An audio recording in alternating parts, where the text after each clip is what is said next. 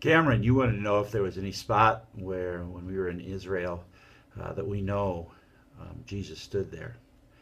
And actually, there were a number of spots that we knew we were there where Jesus stood. When we were at the Temple Mount in Jerusalem, now the temple isn't there anymore, but the mount is there, and there's a Muslim, Islamic holy site there, the Dome of the Rock. But on that Temple Mount, we know Jesus was in the temple on numerous times. I've been, when we came out of the Hezekiah's tunnel, we were at the Pool of Siloam, and we know Jesus healed at that pool. I was at the pool Bethesda, which is on the other side of the Temple Mount, and we know Jesus stood there and healed a man there. I think one of the, of course, the Sea of Galilee, we know he was at the Sea of Galilee, there's no doubt about that. But I think the one that struck me the most is the one I shared with you when I preached on Sunday on Mark 1 on Jesus casting out the demon at the synagogue in Capernaum.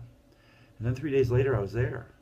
And the ruins that are there of the synagogue that they've uncovered are from the 2nd century, and they're white stone. And I'll try to remember to send a picture of this to you, but there's a black foundation underneath that, and that dates from the 1st century. So the synagogue that was there when Jesus was there, the foundation is under the one that they've uncovered.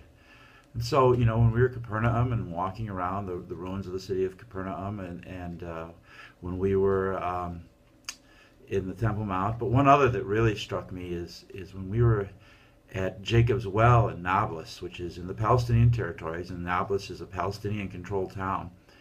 And we were there, and Jacob's Well is there. And I want you to think about this. This is the well by which Jesus stood to talk to the woman of Samaria.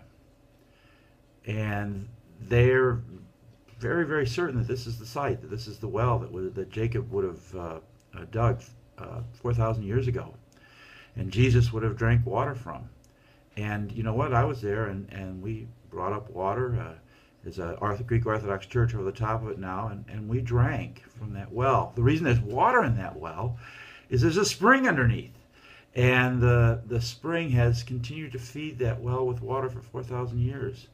And Jesus uses that image to say to the Samaritan woman, whoever drinks the water that I will give him, that water will become in him a spring of water, welling up to eternal life.